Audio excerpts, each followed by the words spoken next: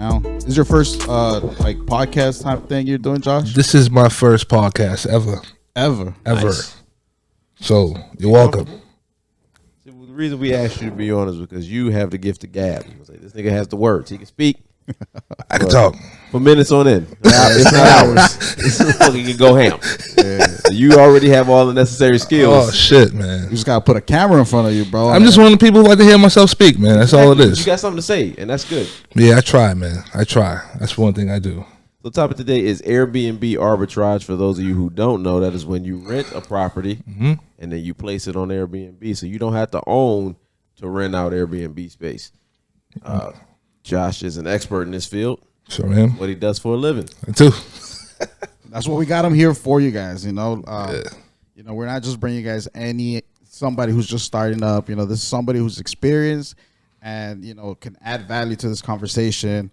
And hopefully, you guys pick up what he's dropping, and you can hit us up. But that's kind of the purpose of this podcast. Hit him up because he has a course that he does actually that'll teach you the ways of Airbnb arbitrage. And my man knows his stuff. Like I said, he does this for a living. And I've been over his house multiple times, and I can tell you this nigga does nothing all day long but sit around and get paid. It makes me sick to my stomach, to be honest with you. And I was like, I saw enough. He been posting on the story for a while. I finally had enough. I hit him. I was like, yo, man, I need to know more about this Airbnb arbitrage. For starters, I didn't even know what arbitrage was. I guess you could break that down if you want to pick it from there. Nah, essentially arbitrage is just like we don't have to own a property to list it on Airbnb or Vrbo or any other platform for that matter at all. So we reach out to a homeowner, a landlord, and what we do is offer extended stays or luxury alternatives to executives, business executives, medical professionals, travelers, and we just try to offer, better accommodations than someone would get from a regular hotel room. So we kind of emphasize this with different, landlords, and I'm kind of.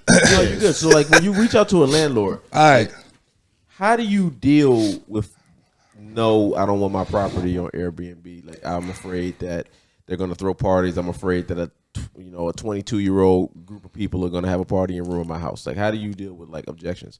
Well, I try to get to the bottom of why they feel the way they feel. And I try to make them understand that I pretty much feel just like that. I don't want parties being thrown in the property. I don't want little 22-year-olds here. In fact, I have a limit on how old you have to be to even book from us. So you got to be 25 years old, have a reputable license. We even do background checks. So I emphasize that we want this property to be in the best shape possible, because without that, we don't have a business to even run. So if the property is falling into despair, if it's not being taken care of, I can't offer this same luxury experience to my next clients coming forward. So I honestly feel the same way you feel. And I always tell them that, and I emphasize that. So typically I've come to realize that most homeowners and most landlords, they got this concern that somebody's going to ruin their house. But if you can make them feel comfortable, if you can let them know that that's not the case, and I wouldn't have a business if that was the case, they typically kind of fall in line or even get a little more understanding of where you're coming from and how you do business. Right. I have a question. Like, how difficult is it to get a hold of landlords? I know, especially like if you work in like houses, right? Like single family houses. Or do you have like apartment complexes? Because I've heard of people who tap into apartment complexes and somehow get through the owner and they try to rent like a condo or something like on like a luxury apartment. Well, the thing about apartment complexes, which you can go pretty much either route. I typically deal with single family properties because I have more control over who I can have come in here, what kind of security measures I have in place. I get more control over what's in the property, the different amenities that I can offer. But you can go the apartment building route. Now, if you go the apartment building route, which it's not a bad idea at all, because a lot of apartment buildings allow corporate leasing, which most people don't really understand what exactly that is. People always think subleasing is illegal, but this apartment building, if they have corporate leasing and they allow it, that's essentially you renting this property and letting them know that I'm going to have other guests stay here. I'm not going to be living here myself. I'm going to be renting it to other people. They're going to be staying here for a weekend, a week at a time, so on and so forth. It's not necessarily allowed everywhere, but that's pretty much where your due diligence comes into play. Okay. Now, it's not going to be so much of a back and forth or a tit for tat with this, leasing company. If they allow it, they allow it. If they don't, they don't. Now, when it comes to a single family property, when you're dealing with like, a Mary who has no idea what you're talking about, she's expecting someone to rent this house to come live here with their family to pretty much enjoy the property themselves. But when you talk about, say, hey, I'm not going to personally be living here, you're going to need to have more of a pitch. You're going to have more of an understanding of what kind of person you even operate with. Okay. Because people think, okay, if I don't live here, I'm going to be subleasing them property. A lot of people run to Airbnb. They say, okay, I don't want this to be a party house. But I let them know that Airbnb is just a platform. So when you approach them, is your goal to have them trust you first, or just going straight to like a business pitch of like, look, this is what we do. This is, what we have to offer. This is what we can offer for you. Or is your goal to be like, look, let me get this person's trust, right? Let them know, hey, like I do care. I don't want a party house. Like, do you just make them feel like do you just kind of put yourself out there for them to feel you out as a person? Like, okay, this guy's a trustworthy person. Yeah. Or do you go into like, look, fuck all that. This is just business. Well, it's hard to operate with just fuck all that. You have to build some kind of rapport. I would recommend you build some kind of rapport. I mean, I've dealt with both situations where I've reached out to a person and I felt them out. Maybe I found this listing on Zillow, but it didn't have a whole lot of information on it.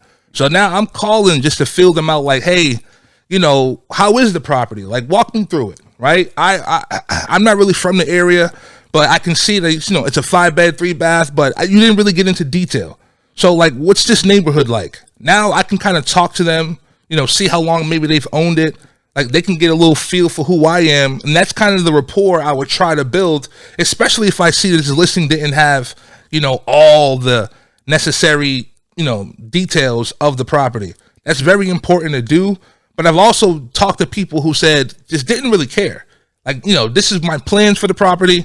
And they were like, okay, cool. If you pass the background check, I'm totally fine with whatever you want to do. I don't care as long as the rent's paid. Mm-hmm. So it's kind of feeling the person out. Yeah. Seeing, what they want almost, what they're looking for, because I also like to figure that out. That'll also tell me a lot before I even have to get into my pitch. Mm-hmm. Like, what kind of tenant are you looking for? Right. Because I've come to realize that they just want their rent paid. Right. And the longer that you can rent this place from me, the better. Right. So I try to say, listen, we're looking for a 24-month lease. And that's kind of like bells going off to the average, landlord. If there is, once they do, figure out how we get down, like, we're not going to be living here. We're going to be subleasing the property, but we're going to be running a business. We got to make them know that we're a legitimate business. You know what I mean? Yeah. So how do you establish the legitimacy of the business? Well, establishing it is just knowing what you're talking about. Because you don't have to go in it like I have all the answers or I've done this a million times. Like, I kid you not, my first property that I got a yes from, that I was ready to move forward on. This is after I've made, 30 calls and struck out. But when I finally got this lady on the phone, I started breaking down what my plans were for the property. Because we talked for a while. I was actually just asking her about the neighborhood. Like, I've never been there. But just talk to me about it. And I'm telling her my plans, and also how I just wrapped up this high-level coaching program. And she's like, well, what do you mean by this? I'm like, well, I've learned how to run an Airbnb business with a house, with an apartment, so on and so forth. I've learned how to set up systems and processes to make sure that everything's going to run smoothly on a daily basis. This is my only one, so it's going to get all my attention. I'm not going to cut any corners. I can't afford that getting off. And she was really comfortable with the fact that I was going to treat this like my own child, like my own house, because she knew that I have invested the time and energy into learning what I was getting myself into, learning the business model that I was about to run. So she, read my credentials like she would Anybody else, you know, as long as I was going to pay the rent, she was comfortable with me as a person, she moved forward with me. But that came from just honesty. Right. And when was this when you got your first property? That was in November 2022 in Phoenix, Arizona. That's almost a year and a month. A little over a year ago, yeah. That's my first one. How many properties do you have now? We got 4 now, and we co-host 2 others. Yeah, but in the game. And we only operate with houses because. So hold on. So this lady gave you your blessing that you needed, right? Because she understood where you were coming from. She understood the hustle. She understood that you invested into yourself. Yeah, and you're gonna treat this like a business, as you should, like your child, as if it was your own house. Yeah. As you should. And you know, thankfully for that, she was able to give you that experience under your resume. Exactly. Right. And then it becomes easier, you would say, after your first one. Yeah, it does. Right. Okay. To be honest with you, I have a really solid relationship with her. Me and my wife, like, she's really cool. Like, we go down there whenever we are in town. Like, we're reaching out to this lady, like, have a drink or to see her. Like, we're cool like that. You know what I mean? Like, she's a realtor. She's even pitched other properties to me. And that's another thing too. Like, doing this, you start building relationships with people. Like, I've had other landlords say, hey, I got this other house. Do you want it? Granted, running the numbers don't always work, but they start to fall in your lap now. You know what I'm saying? Once I got that first one, it built a confidence level in me. Like, all right, this is possible. So within, I would say, 2.5 weeks, I locked up number 2. Nice. I was in the process. I shit you not. I got footage of all of this too, like on my Instagram. Like, that's another story. But I was in the process of getting both of these properties set up at the same time. I launched them both on the same day, but I set them both up. One's 5-bed, 3-bath. One's 4-bed, 3-bath. They're like 20 minutes apart from one another, and I had the motion. Like, when I went to that second property, I was just so confident in what I was saying. I had ran my numbers. I had looked at the neighborhood. I was just like, yeah, this is it. Like, this is even my fail safe. If this doesn't work, then I have it ran as a midterm rental. And even if that doesn't work, I can list it back on Zillow and still profit at least $1,000 a month to a long-term tenant. So I went in there like with multiple exit plans and like with an understanding of like, I can run this. And more confident. Bro, way more confident. I brought my daughter. Which was like another icing on the cake. So the lady met my daughter, landlord met my daughter. Her son was the same age. So it was just like, wow, these are 2 responsible parents, me and my wife.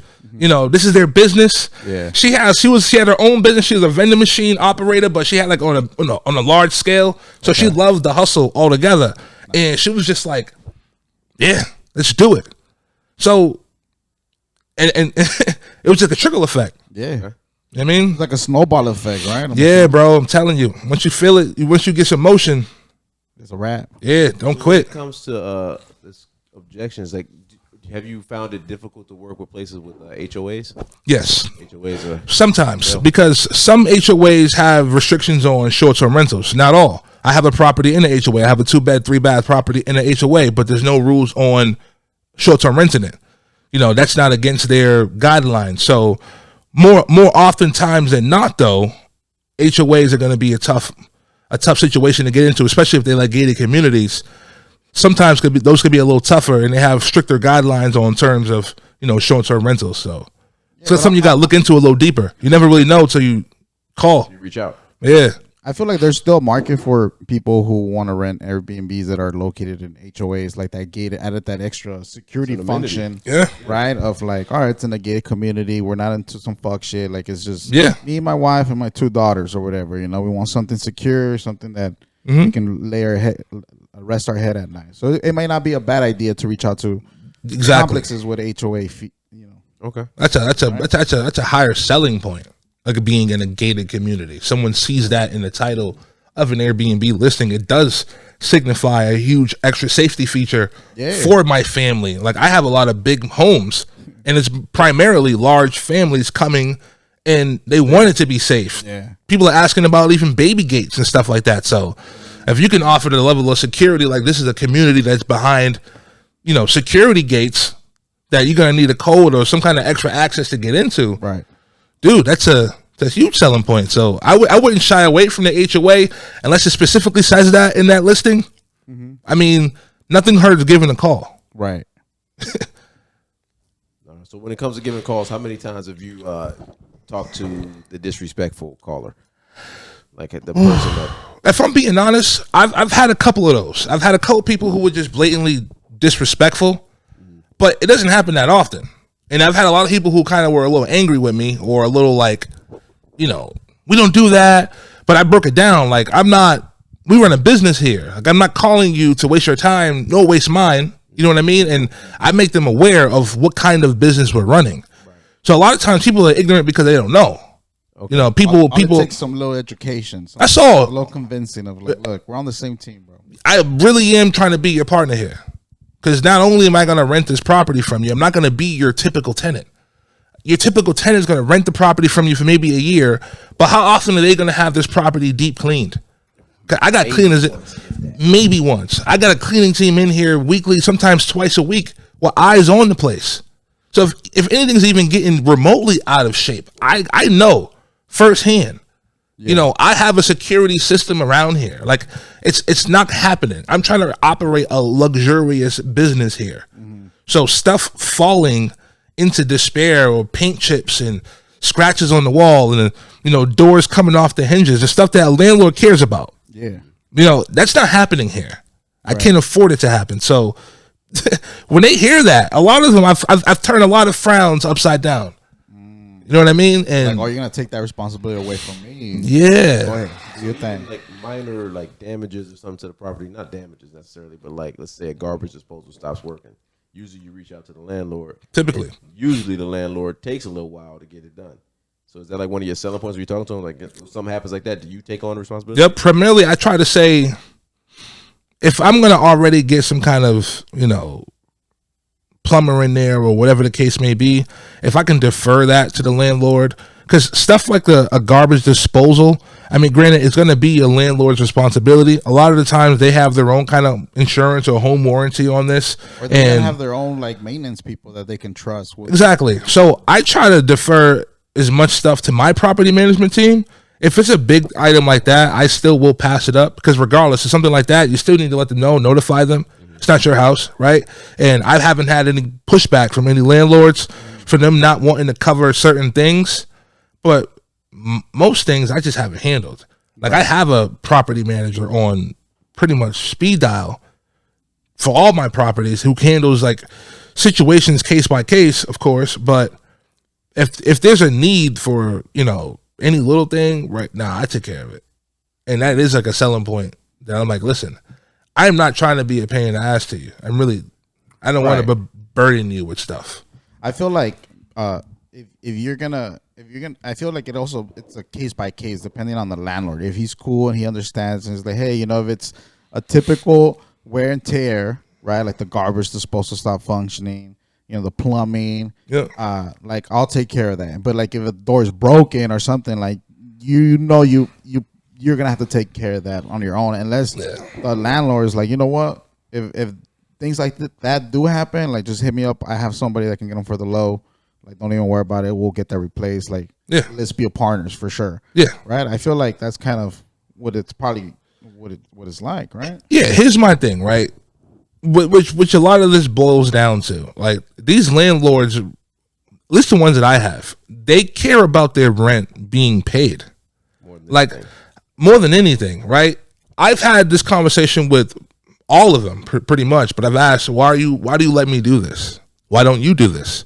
And I've even had a conversation with it's a funny story. One of my landlords is actually one of my property managers. So I rent his house, but he also manages a few of the other ones in the area, right? For me. He is not a people person. His idea of running this operation is him dealing with people all the time, him being on call all the time, right? Him cleaning the property himself, right? Him talking to... That's not his MO. He doesn't care to run a business. He's even told me, even if I could, have you do it, I don't care to run this. He goes, I just want my money. And I move on with my life. He likes getting paid for little odd jobs and shit. That's his thing. Mm-hmm. When I broke down how I price it, he was blown away. Again, we're running a business here.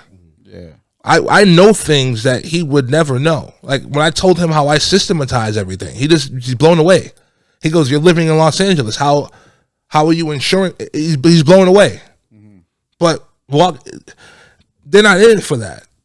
You know what I mean? My other landlord said the exact same thing. I don't like people. She goes, in fact, I'm really glad that you and Cider don't call me that much for stuff. Because her idea of running this business is completely different. Right. She just wants her rent paid and not to be bothered. Okay, so when you talk about pricing strategy, without giving too much away, because I know you got a course that you offer, like what are some of the, how do you go about strategizing what your price will be? I use dynamic pricing. So I typically use a software that's going to dictate based on seasonality, day of the week, my competition, what they're doing, and it's going to change my price based on certain events, the market, certain, like I said, times of the week, times of the season, time of the year, whatever, so on and so forth. And I can have it be whether extremely aggressive, I can have it dialed back, but the whole idea of dynamic pricing is so I'm not just fixated on one price every single day of the week, because that's just not how things operate. Like your favorite hotel room utilizes dynamic pricing. It's going to be a little more expensive on that Friday night for you to book that hotel room as it is going to be on a Monday night. So instead of you trying to do that yourself, that's the beauty of software. You can automate that. You can automate all of this. Exactly. So, and that's how you don't leave any money on the table. Because there's a lot of people who will try to price their property, their high season price, and just keep it flowing throughout the year, throughout the low season, and they're wondering why they're not being booked. They're wondering why, the property's empty. And that's a lot of the competition that you're going to be going up against, these little mom and pops who just list the property on anybody can just list the property on Airbnb and throw a price up there. But that's going to be leaving money on the table, either going to be overpriced sometimes or underpriced and get overbooked and not make no money. So right. you gotta utilize software and dynamic pricing, which is very important for anyone. And I know you said you work with your wife when you do these, right? Yep. So does she help you with the interior design? Or is that yeah, she helps me with just about everything. I recommend everybody have a partner in this. Depending on how big you start, depending on what your skill level is, what you're good at, it's a lot that can be taken off your shoulders if you have a little assistance, because that interior design aspect, like you said, she do that. Like she has that eye for certain things. I can't be bothered. Like I like numbers. I like talking to the next person. Let's move on. So when it comes to me having to walk up and down aisles, picking out furniture, sit on my phone on Amazon for 2 hours and just, do you like this? Like, yeah, get it. Like, it doesn't matter to me. You know what I mean? Like, so. Yeah, very important. I've seen that on Airbnb a lot, where I look at properties and you could tell the person that put it together doesn't have a graphic design eye. And another thing too is a lot of terrible photos, a lot of blank walls. Like as an influencer, I guess we kind of we keep an eye on that. We keep an eye on like what's going on behind us, because that affects the numbers of how long you attract people's attention to like YouTube videos and stuff like that. So like when I'm looking on Airbnb, I'm looking at properties, I see a white wall, a blank wall. It kind of disgusts me a little bit. It's like, man, you put no effort into this at all. Yeah, and honestly, that's the kind of stuff that makes you stand out, because when you're scrolling on Airbnb, it's just a scroll. Like it's like TikTok, it's like Instagram. There's not really much you can do. But unlike Instagram and TikTok, where you can probably boost your post and get it seen by more people, right? You can't do that shit on Airbnb. Like, the only way you can really stand out on Airbnb is by having engaging photos. Yeah. So when someone scrolls, they go, oh, shit. And they click on your listing. They share it. You know what I mean? Like, they heart it. Right? That starts telling Airbnb, oh, people like this. People start booking it, right? So if you got shitty photos, which is another thing I emphasize on, not having shitty photos. Like, do you hire a photographer for that? Every time. Every time. Like, I say it's a must. Some people think they know more than the next person, or a photographer, and not just a photographer, a real estate photographer, right? Like not like your Sears headshot guy. You know what I'm saying? Like someone who shoots real estate, shoots that, works probably with other realtors, and has that certain attention. Attention to detail. Both the angles of how you can show the most out of it. Lighting, all of that, so it's very different. And I went down this path and learned the hard way by just like hiring a photographer. Like, all right, cool. You do photography, right, bro? All right, yeah. I need you to shoot some shots. Yeah, some terrible shots back. You know, not work. Yeah, I noticed too with real estate photography, a big thing is lighting in general, like outside the windows. Like they have lights inside that because like a house without the lights on doesn't look inviting. Yeah. And I noticed that because I started seeing that the houses with the lighting inside had more reviews. That means Yeah. they got more bookings. Those are those twilight photos. I utilize them on every property I got because it does make a difference. It's a scroll stopper, Right, because it's got to catch the eye. It's got to, you know. It's very important, man, because there's no other way to boost your listing other than you can't physically boost it. You can't pay Airbnb to say, hey, I want to be on the first page. It doesn't work that way on Airbnb. So just have a killer listing that have someone book it. And There's no ads or anything like that when it comes to on Airbnb, man. No, I mean, you got to just crush it and have your guests feel that way. And So when you start off as a new property, where do you end up on the listing? Like, because I know when you like, if I get on Airbnb right now, you say you got property in Phoenix. If I type in Phoenix, I want to go to Phoenix. I see all of Phoenix. Like I put my parameters in.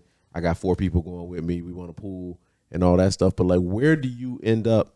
Where does your property end up in that list? well, if you're a brand new, page? you're not on the last page because Airbnb's promoting those new listings. And then they want you to get continued bookings. So they want you to succeed. They want you to succeed, and they allow you to offer 20% discounts to like your first 3 new guests, right? So based on your first few guest reviews, right, if you can crush it, you'll still continue to be pushed up there because they're not going to push a listing below a 4.5 or someone who's got a poor rating. You're not going to be on the front page. Yeah. So by them promoting those brand new listings, because it's even when you're on Airbnb and you don't got like a specific filter on like Superhost only, you'll see new listing and it's kind of promoting it in the listing. This is a new listing. They're typically probably going to be cheaper than other properties.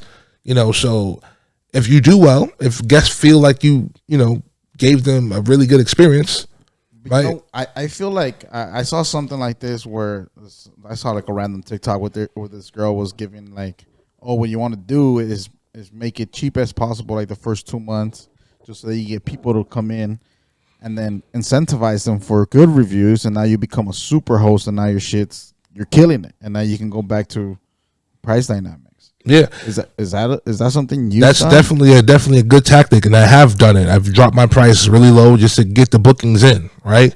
And almost kind of incentivize them to give me a 5-star review, and because they check quarterly, Airbnb on if you meet all the parameters to be a superhost, and making sure lose it. Yeah, you can definitely lose it. You don't just stay superhost if you got it. You got to make sure that you still meet all the parameters, like your response is on time. And that's the importance of automated messages, because one of the parameters of being a superhost is your response rate. So you want to make sure you're responding in that first hour of that initial message coming in. So if you were, on dream number 3 and you're 4 hours in, like that's affecting you. So having something in place that can automatically respond to this person, very important. Having, a 4.8 rating is what you need to have at least. Your cancellation rate needs to be below 0.1, right? And it's 1%. I'm sorry, and it's something that could be lost. So so how bad does a negative review, like how badly does that affect your business? So like if I go in there and I'm just asshole customer and I'm like, you know what, I don't know, I got a personal vendetta against this guy. I can make something up and 1-star review you and get out of there. Like, how bad does that hurt your business? It hurts your business very bad. I mean, but there's always a way for you to make sure you don't have the apps. Yeah, no, but then a guest can't just make stuff up and just get away with it. They got to have some kind of proof of this in place. Okay. Which is very important on you as a host to make sure that you cross all your T's and dot all your I's, because every person's experience has to be the same. If you say you got certain amenities, they got to be working, right? They got to be in good working order, right? So again, you got to know what that property looked like before this guest got there. So for them to say X, Y, and Z, there has to be proof. And there's always going to be a support staff with Airbnb. They're pretty solid on the money, but it's very hard for a guest to just get away with a really horrible review without some kind of, you know, hard evidence. You know what I mean? Okay. And how do you know what every property looks like before the guest gets there? Do you have your cleaning crew take pictures? Or? Oh, I 1000% have a whole checklist in place. Oh, okay. I got timestamp photos. I got video as well.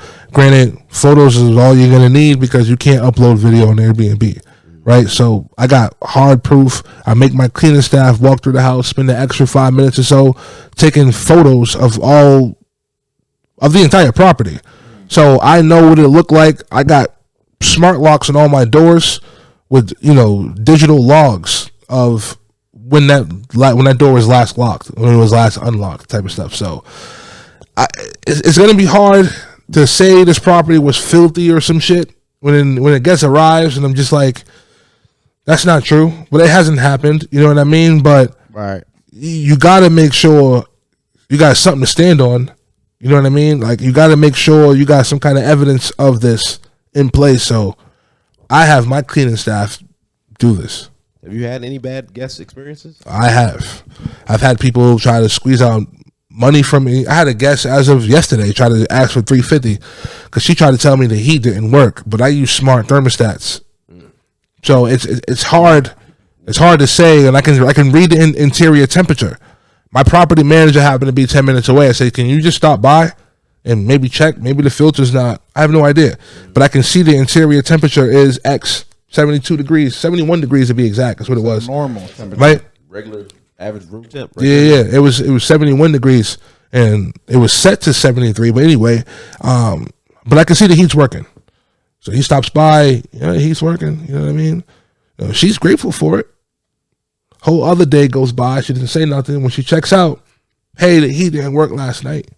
So I want to request half the money back from my stay, the 2-night stay. But again, I got hard evidence that the situation was jumped on and addressed immediately. Timestamp photo of what the Nest thermostat looked like, you know, at that property. And I got my property manager on camera within the hour going in that property, looking at it. I got her responding saying, great, thank you. You know what I mean? And never addressing this the next day, saying that the heat didn't work. So stuff like that is going to be hard for them to go to Airbnb and say, oh, this was the situation. I didn't have any heat. Because if I don't have this proof, that's something that I will have to pay up on. Right. And the fact that you had somebody go check up on the property is good on your part because, Yeah. like, hey, your response time, you know, they hit Yeah. you up with, like, hey, I need a refund. This shit's not working. And you're like, all right, I got you. Let me send my property manager, check it out. Even though you already knew from your phone that the temperature was at a normal temperature at the house. Yeah. And now you kind of get your ducks in a row to avoid any kind of Have to. litigation. You have to. Does Airbnb have a way for you to rate guests? I know, like Uber, like Yeah. somebody's an asshole. You'll be like, Yeah. you're getting 1 star when you get out of this car, bro. Yeah, see, the thing about Airbnb is you got 14 days to review your guests. They got 14 days to review you after they check out. But you can't see their review when they can't see your review until either you both review each other or 14 days have passed. Oh, okay. So I can get them. I've written shitty reviews for people who were just horrible guests, bro. Who either filthy, you know, brought animals, which I also fine them for, but those animals end up like peeing on my carpets and stuff like that. You know, them having parties, which also fine them for, but now there's extra glitter and, you know, confetti around the house, broken chairs, stuff like that, where people were just disrespectful, you know, not caring, you know, no home training. So I've written horrible reviews on people. And then you see, as the Airbnb property owner, you see the review before you accept the booking? Or Yeah. Even with I can see that review. what about the automated booking? So like it's immediate when it accepts it. Is that That's automated bookings are only there if you allow it. And you also got to have parameters. You can also put parameters in place in terms of who is allowed Yeah, someone with a 4-star or better to instant book your property. okay? You know what I mean? Granted, not having instant bookings on, Will hurt you, right? it's going to hurt you because you're not going to be seen as often. You're not going to be able popping up on most people's feeds. And people have to request to book. So instant booking is important. But like I said, you can put parameters on it. Gotcha. Well, what got you into Airbnb? Like, how did you know this was possible to begin with? The internet. I'm very skeptical about shit. I don't I don't rule things out. I'm like, all right, this is an ad. I've run ads for different things, so I'm always like, all right, someone spent money for this. Like someone's spending money for this, right? I know how to go on like Facebook, right? I don't know if y'all know about this, how to go on like Facebook and see someone's ad library. Like if you go on someone's Facebook page and you can go to like the page transparency. And yeah, so you can go in their page transparency, right? And you can go to their ad library. Anybody who's running ads, and you can see the whole ad. You can see all their live ads or ads that are not running, but then you can see how long they've been running. Okay. So I had come across an ad on some dude on the internet, and it had been running for like 6 months. And I'm like, that's good money. Hey, people don't put money behind shit that's not. It's not making no money. It makes no sense. You know what I'm saying? So it just leads me down a rabbit hole of like Airbnb, arbitrage, like what's going on. And there's plenty of information, online on like YouTube, but it always leaves you with questions. Like you can learn pretty much whatever online. No one really fucking needs nobody. Yeah. I mean, you learn enough information to get started, right? But again, there's always questions in place, especially if you just learn something off something that you can't reach out to and say, hey, yo, what about this? What about if I... how do I actually do this? A lot of people graze the surface online. So I end up finding a pretty decent community, finding other people, other heavy hitters just like me, but other people just trying to do it just like me. So learning things, people who are already doing it, just coming across different communities, different little like mentorship, like masterminds and shit like that. Right. Going to little conferences and just talking with other people and just hearing stories like, damn, you pulling in how much money a month? Like, and a lot of people, I've come across people who got 20 apartments, little 1-bedroom apartments. They just pile them up, which is really cool too. If you go after like doing Airbnb or like, yeah, like because a lot of apartment buildings, right? If you got the okay on one, you can get the next one. Why wouldn't you be able to lock in the rest of them? Yeah. So if they got 5 other units, so a lot of times motherfuckers is picking up like 5, 6 at a time. But I don't really like that apartment route. Because I hear horror stories in apartments. People really don't give a fuck about apartments. You know what I say? Like, especially on like short-term rentals. But the little 1-bedroom apartments, depending on where you are, I mean, they just don't really make the bread that I want. Right. And man, it's just a lot more shit to worry about. So is there like a specific type of like Airbnb that you look out for when you're out there hunting? Yeah. Like I like to make at least $3,000 a month in profit. Right. People talk about like 2, but I want to make at least 3. I want to off a house. I like houses that, I like houses that I can offer certain amenities because here's the thing. You got to understand where you are. Like, what kind of target audience do you have? You know what I'm saying? So the house we got in like Florida, for instance, I don't really care to offer a putting green. That's not really the target audience coming there. But if you're over there in like, Phoenix, having a putting green is like, motherfuckers who come here, that's what they doing, right? I got houses that are all around mountains and shit like that, on trails. Every one of them I got mountain bikes at that people can use. So speaking of different languages of people, understanding who's even coming here, understanding there's families coming here, you being able to offer certain amenities is just going to like, that shit really, set you apart, yo. I'm telling you. It matters. It matters for sure. Fucking matters a lot, man. So I go after properties where I can have certain amenities offered, which are going to allow me to charge more money. You know what I mean? Like me being able to cater to more people, I can charge more money, right? People tend to stay longer when they're in larger groups versus a little one-night stays for $100, and you try to compete with a hotel room and shit like that, right? True. It's cool. You're still dealing with people. It's the same person you're dealing with. Like I said, those people care less about, having a good time. I can have a property that looks like $300 a night, but the fact that I got a hot tub is now $5. You know what I mean? And people are willing to pay for it. Not only pay for it, but they're paying me to heat the motherfucker too. You know what I mean? So, bro, one of my properties, I got a heated pool and spa. And let me just say the extra money that's being made just off of having certain amenities. So the fact that my property has a heated pool and spa is allowing me to get booked more often this time of year in Phoenix. Because now if you reach out to anybody saying like, yo, you got a pool? Their first question is it heated? Yeah. Right? It's cold outside. One of my other properties, I don't have a heating system in it. It's going to cost me thousands of dollars to install one. Plus, it's not my house. So I'm not going to do that shit, right? But I'm missing out on so much money and opportunity to the point I'm almost thinking about it. Like, it'll pay for itself in one winter. Like, it's going to cost me probably like $10,000. but I probably lost that and potential bookings Right.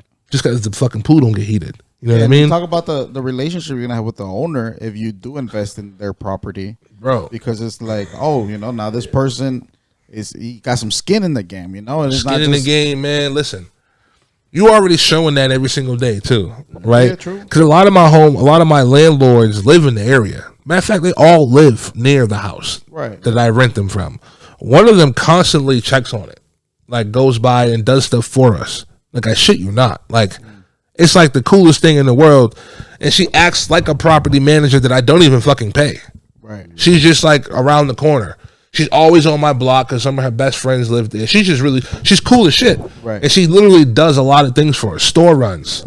Has literally done stuff that I typically would have like my cleaning staff do for me. Right. And really cool and just checks on the house. So like it becomes a really, really dope partnership altogether with the landlords out there. So. And then if you put that investment into the heated pool too, you could be like, get something, get a more extended lease. Like, lock in your rent price. Like, hey, I'm gonna install a $10,000 heated pool for you and for me, but for you too. Then you're gonna have it after I leave. Let's go from 2 years to another 3. Yeah, honestly, it's very hard. Unless they're selling the house. If you want to extend that lease, please do. Yeah, like you're not gonna get much kickback unless they got completely different plans and you've been a shit tenant. Yeah, true. But another thing too, like you said, like that can help you lock in an extended lease, or in the event that like you just invested 10 racks into the system, it's like if you are gonna sell the house, like I'm gonna need that money back from when you sell it. Like have that within the agreement. Yeah, why not? good, right? Because I mean, it's like raise the property value of their house to sell it. Like it all depends though. Don't do that. Yeah, but it all depends though, because like I said, that's like out there in like Phoenix, Arizona, having a heated pool is scarce. Like that's not something the person don't see often. No, that's not something the person from Phoenix cares about. I see. They don't give a fuck about that. They just chalk it up as like it's just not warm enough to get in the pool. Like it's just a few months out the year. Outside, yep. Just go outside. Like we got the rest of the fucking year to get in the pool. It's summer. Summer's hot enough. You know what I'm saying? So there's more pools out there that have a cooling system than have a heating system. Okay. You know what I'm saying? Cold during the summer, bro. It's 120, bro. Hot as shit. It's 120. That's a sauna. You don't want to get in that. You know what I mean? That's a stew, bro. It's nasty. I felt it, bro. I felt it. I was out there in the summer, right? But one of my pools, I didn't have anything. I was out there in 115 degrees, and I'm putting my arm in the water because it's been 115 for days, and it's just like, yo, this ain't refreshing at all. At all, man. Like at all. I jump into that shit. It turns into like it's just not refreshing, bro. Shit, bro.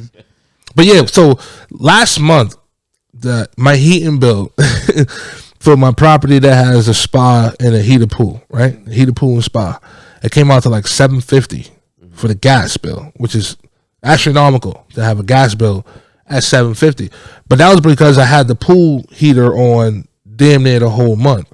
But I charged $50 a night to heat the fucker, which people gladly pay. People are like, cool, I'll pay it. People see heated pool and spa in the listing and hit me up saying how much. Like not even like, it's not even like sprung on them.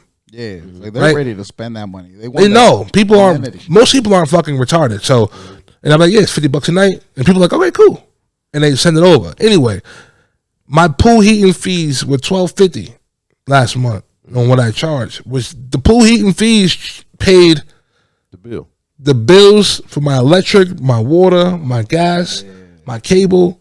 So from $50 to $12.50 if you want that shit. Yo, bro. That's how much I end up totally charging, like all together from everybody, from the total nights, from the total nights. Okay. Yeah, it was $12.50 total. But just having that extra pool, so not only am I charging more money because I have the option to have the pool heated, charging more money right now. The people are paying for it, and the fees paid for all my utilities. So it's a win across the board. You know what I'm saying? Like so. So what about the flip side of that? Like during summer, like your house is don't have the cooling system. Like, They don't have the cooling system. so it's a loss too, right? Like you said, Not necessarily. You're losing money on the table. It's seasonality because that is just one of those areas where summertime, like it's you having the cooling system, like offering that. Yeah, it could be a selling feature, but rates are just lower. So it could be really dope to offer a cooler system, but people just aren't. The demand is very low in the summer. Yeah. In terms of the people who are already coming there. So now, like I said, if the dynamic pricing isn't in place and you're trying to charge the high season rates, you ain't making no money. So You still make profit even when the seasonality is down. Like yes, low season, you still. I mean, obviously you're making enough to cover rent. yeah, you got it. You have to. Yeah, you have to make business. a profit. But I also try to offer different things. Like I offer different amenities. Like maybe I cover lift bills or have in contact with a cook who can come to the house. So how can you stand out and maybe have some kind of extra partnership with someone who could have, Add value to it. yeah, like how can you, exactly. So me being in really good areas and catering to large groups, I switch up my titles in my description. Mainly the title different times of years. I play with that thumbnail photo different time of year. Maybe different type of people are coming here. Right? It's more of a psychology game. You know what I'm trying to say? In terms of really getting people to pick you over them. Yeah. Okay. Because you're definitely not putting heated pool in the summertime. That's not in my. That's not in my title. You know what I mean? I feel like people don't even think of that. Like, because I wouldn't have thought about that. Like, I'm going to Arizona to make sure the pool is cool or it has a cooling system. I just see a pool. I'm like, yeah, Arizona's hot. Hell yeah, it has a pool. Let me get there. And then when I get there, I'm a bug. I'm gonna spend the weekend not getting in the pool because it's like a stew. It's fucking hot. And I'm like, damn. But I'm not gonna be complaining because to me, I didn't even think that was a. But that's gonna be your last time making that mistake. True. I'll be like, hell no, I'm never going People back that to visit Arizona. probably are more aware of what that weather's like, and they know better than to get in, like to go and book a pool without a cooling system if they're going for the pool. Gotcha. Yeah. Yeah, ain't no way I'm going to Arizona during the summer and not stay anywhere where I can refresh myself. Yeah. You know? Ooh, child. Bro, it's hot. I need some really dope gym footage. I wanted that kind of like dark tint on my videos. I need to just be. I want to make some like heavy, just like talking shit, but like real motivational shit. Yeah. Cause when I talk mad shit, but motivational shit, motherfuckers be in my DM like, yo, Black, you the shit. I just be like, yo, Shit. I needed that. I got this white boy in Maryland who hit me like, yo, bro, I swear to God, I got a gym membership because of you. He sends me like little updates and shit. Like, yo, You be inspired, motherfucker. it's day 3. I'm like, yeah, do some burpees. Like, I'm doing them. I'm like, get them in. My nigga RG hit me the other day. Like, yo, my homie from back home. He goes, yo, bro, I finally got asked, what are you training for? I'm like, that's fire. I'm like, that got to be the running question. What are you training for? Shit. Just life, bro. Being Better than prepared. I go, Better than everybody. I want to make a video. Like, honestly, the shit on my daughter, anything physical. Like, legit. I got this big old running competition with her. So it's just like, shit, Daddy, you can't do this. I just be like, why are we still doing this? You know what I'm saying? So I'm just trying to shit on her anything physical. And your daughter's 8 for the people that don't know. Yeah, I'm just trying to. Thanks for this 8-year-old daughter. Yeah, real talk. Anything you could do, I could do better. Like that Michael Yeah, Jordan and commercial. that's kind of how we do things. That's kind of how I do things in this house. So it's for the foreseeable future. I need her to dread, like going up against me on anything, like cartwheeling to basketball. I don't give a fuck. You know what I mean? Like I'm winning. So It's only gonna make her life a lot easier in the real world because when people try to challenge her, she's already gonna have that dog in her of like, bro, man, and I'm gonna compete at the highest level. You know. and getting this money because every single one of our properties, she's been there. Oh, so she sees the grind. Every single one, she's helped set up. Gone shopping, she's there with me talking to fucking 2,000 landlords and trying to get my pitch, getting all pissed off, hitting my desk. She's coming in like, woosah, daddy. And she understands, like, all right, we rent houses and let other people stay there. In the Zoe, they pay us. Because she knows the landlords. Yeah. All our landlords know her. Lil Zoe, met her. She knows them by name. She goes, so she understands our business model. Like, I've dumbed it down so much that 6-year-old Zoe was able to be like, all right, yeah, this is what we're doing? Okay. I get it. You know? 7-year-old Zoe's hands on. Like, let's get to work. I can do this too. You know, I fully understand. And now she literally like adopting this style of getting money. Like, I can let someone use my hoverboard. Like, applying the same. I could rent a hoverboard and let somebody use somebody you know else's what I'm hoverboard. saying? Yeah. Like, she's over here trying to just hustle. Like, she don't see her parents going to work every morning. She don't know that. She doesn't know the 9-to-5 life. She doesn't see it at all. Her idea is have a product or a service that you can sell to someone. That is a blessing, and because seeing your parents go to work every day and being told by everybody in your family to get a job is a curse. Yo, Because it's a curse to stay in the middle class is what it is. You'll never make. They're not going to pay you enough to become wealthy at a 9-to-5. Yeah, you would never become above broke if you stay with. bro, the middle class is getting washed out, bro. For real. And it's like almost nothing you can really do about it. I mean, you can go move to like middle America. Yeah, that's go to Texas, move somewhere where it's cheaper, but Go to it's like, middle America. But it's like Wait, have you been there? That's not living. That's what you got to ask yourself. Yeah, I've seen Los Angeles. I've seen Miami. But it's possible. I've seen these places. I've seen what's possible. I've seen people driving around in Ferraris and not going to work every morning. Seen it. I'm not going to middle I America, don't- Oklahoma, so Bro, I could how drive about- a Toyota. I'm sorry, not happening. I'm on the same elevator every day with niggas with Yaris's and Rolls Royce Cullinans. Like, ain't no way in hell. They're not going 9-to-5s. I'm not starting now. Yeah. You know what I'm saying? Like, in middle America, you can't be what you can't see, bro. Like, it's really hard to aspire to be something that's not there every day, that you don't see. No matter where you are in the world, bro.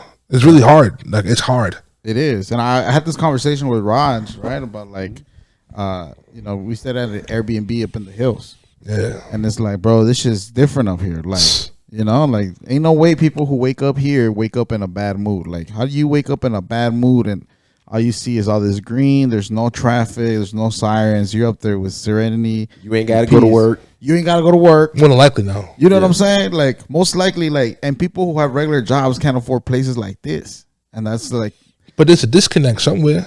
Yeah, Because they could. It's could. like, what do you choose to do with your time?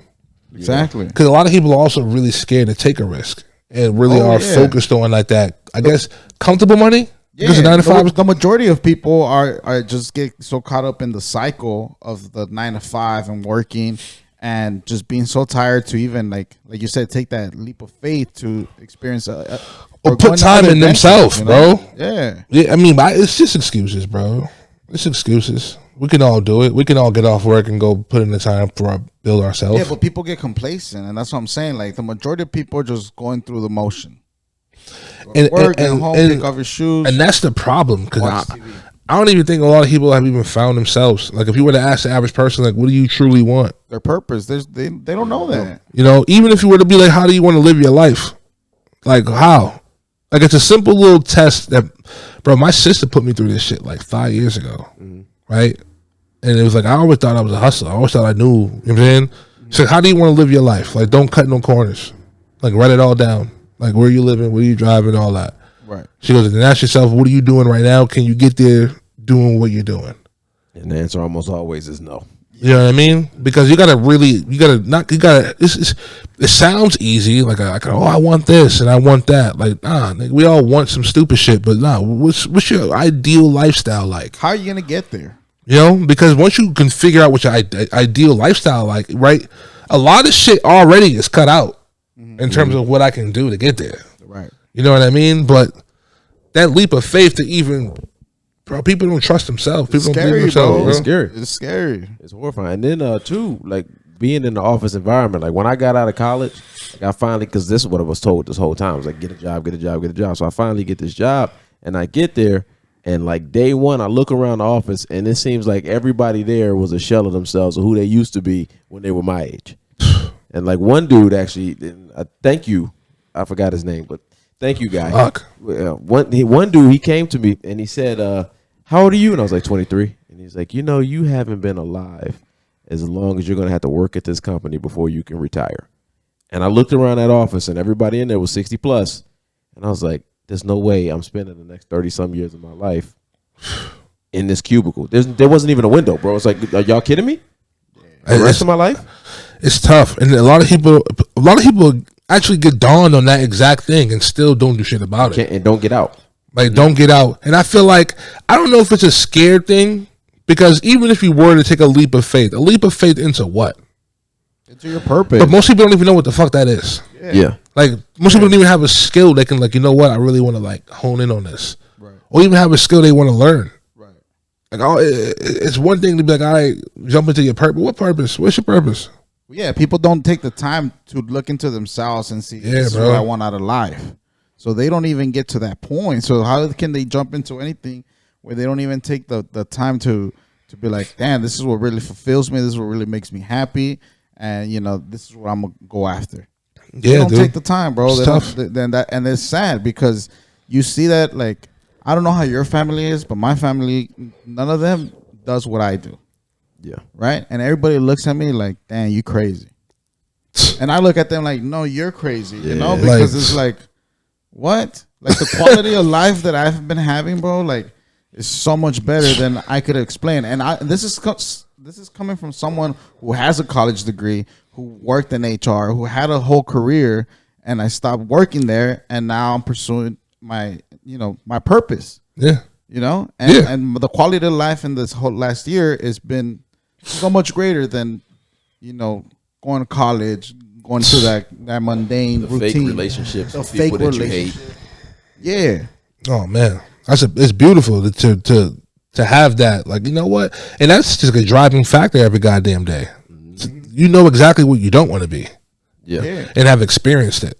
Like it's even more of like a fuck. Never again. Imagine waking up every day like, fuck, I have to work. Sitting in traffic for an hour. I gotta turn these reports, these Excel sheets. Oh my God. Like I gotta file this. I gotta file, bro, versus waking up and be like, hell yeah, we're doing this.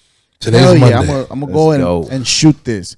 Dang, I can't wait till tomorrow, you know? Like tomorrow. Yeah, I got a show tomorrow, you know, this weekend I'm going to San Diego. I got 2 shows. Like, hell yeah. Like you look forward to it, bro. Like your life, your mentality changes, bro. Like you're so excited to do shit, bro. Versus waking up and being like, fuck, here we go again. Like I'm trying to find excuses. Like what kind of sick excuse can I use to not go to work today? And then you use it and you stay home watching TV, and then halfway through the day you feel fucking guilty.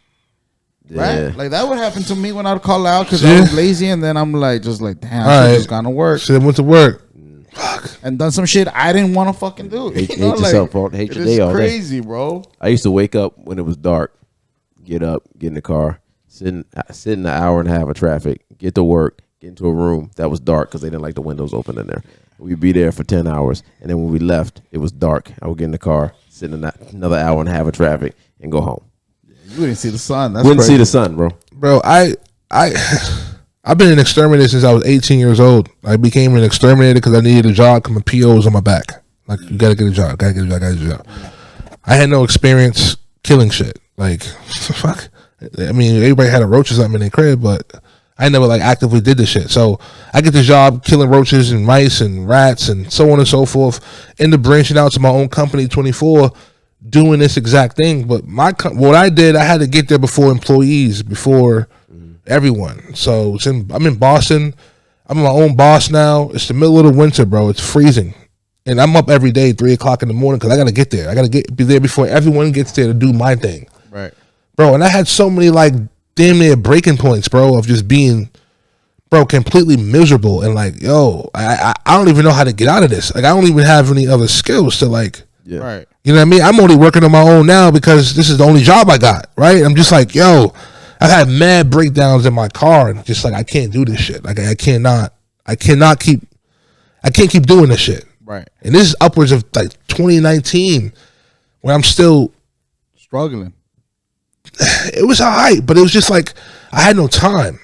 I made good money. I made really good money, but my day was lost, and all my sense of just like motivation, sense of life, living. It was just, and that's what happens to most people. And instead of doing what you did, they just stay complacent and then just wait till they're need something different, you know. But it also comes with me saying, you know what, I'm not gonna get off work and go lay down. I need to learn a skill. I gotta learn something. I gotta learn how to do something. And I always like dabbled in shit, but I always had this mentality of wanting more anyway. You know what I mean? I always kind of looked at what I was doing as temporary. Like I'm gonna be fucking great, right? I'm always talking to the next motherfucker and giving him advice, or showing him something. I'm talking to people in better positions than me. Like I'm better than them or some shit. And it's just like, nah, this is temporary. This is definitely temporary. But I always spent a lot of time picking up skills. Right. Like whether it was econ, whether it was learning how to trade, right? I'm the type of person where the TV wasn't on. I was just like on my laptop. Like I wasn't going to bed. I'm more like, you know what? If I give an hour today, I'll have 7 hours this week. Yeah. And I break things down like that. We got an hour. Like you can commit to something for an hour. So I would always say, I got an hour today. That's an extra 7 hours this week, bro. You know what I mean? Yeah. I'm almost a fucking expert by the month end on this topic. You know what I mean? Like, Facts. It takes 20 hours to study, a focused study, to become an expert in any field. pretty much. Most people don't put in any time at all, though. Just 20 hours? 20 hours A week? of knowledge. Oh, of knowledge. Of learning what a new skill. Gotcha. Yeah. Gotcha. To be able to make money at it, about 20 hours. I would say so. To be comfortable enough, like, all right, I'm gonna try this. Like, all right, I'm gonna give this a go. No bullshit. Just like repetitive information and understanding, and at least processing this information. Yeah. But skills, learn a skill. But yeah, and then there's opportunities, especially for like entertainers like me and you. There's always like that running topic of like, oh, the broke entertainer. And it's like, it don't have artist, to. Yep. It does the starving artist. Like, it doesn't have to be like that. Like, there's so many things the digital age, you baby. can do, especially today, bro, to get some money in without having to be a starving artist, right? The Airbnb arbitrage is one way to make some passive income and still pursue your passion, into your entertainment, whether it's acting, modeling, comedy, whatever it is that you're doing, right? There's always, there's always ways around it. So that excuse of saying like, oh, I'm just a starving artist, like, it is what it is. I just have to bite the bullet until I get my breakthrough. It's like, no, you don't. No, you're doing the same thing that people in corporate America are doing. You're just waiting for somebody to come solve your problem, and nobody's coming to save you. So, gotta hustle. Thanks. That's a beautiful point to end this podcast on. We just gave you guys an hour of beautiful content with the one and only Josh Lewis. Thank you for having me, yo. Plug your socials, man. Yo, Right Off Josh. That's right off like you're writing your name. Right Off Josh on Instagram. Check me out. I got some knowledge, got some game for you. You want to learn something, come find me. Yes, sir. And I hope you guys found some value on this podcast. You can follow me on Instagram, JT the Comic. Trying to bring you guys guests that we feel like can provide value to you guys, especially for our peers, our entertainers, finding different ways for you guys to make money and not be a starving artist. Right? Absolutely. And it's your boy BlakkSmyth signing off real quick. This was Wisely Mistaken, guys, where we bring, like he said, we bring game to you so you don't have to be a starving artist. My name is BlakkSmyth. This is JT the Comic, and we already know Josh Lewis. Appreciate you guys. Peace. See y'all later.